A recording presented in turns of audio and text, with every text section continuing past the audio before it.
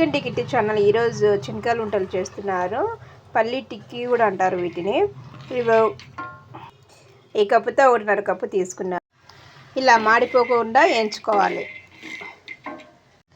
1.5 cup పల్లీలకు గాను 1.5 కప్పే బెల్లం తీసుకున్నాను. సమానంగా తీసుకున్నాను. కొన్ని వాటర్ వేసుకొని అది కరగబెట్టుకొని వడగట్టుకోవాలి.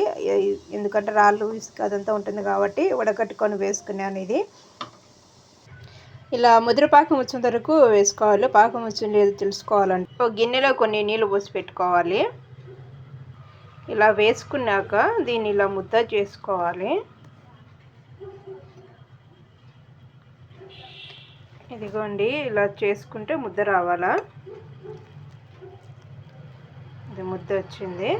పాకం రెడీ.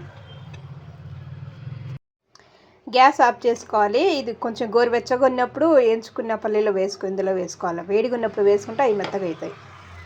అది పూర్తిగా చల్లగా కాకుండా ముందే చిన్న చిన్న వంటలుగా చేసుకోవాలి. ఇలా వేసుకున్న గోరువెచ్చగా ఉన్నప్పుడు వేసుకొని బాగా అంతా కలుపుకోవాలి. కలుపుకున్నాను. ఇప్పుడు ఇదిగోండి, వేడి తగ్గకుండానే ఇలా వంటలు చేసుకొని పెట్టుకోవాలి. ఇవి చల్లగా అయినాక డబ్బాలో వేసుకోవాలి.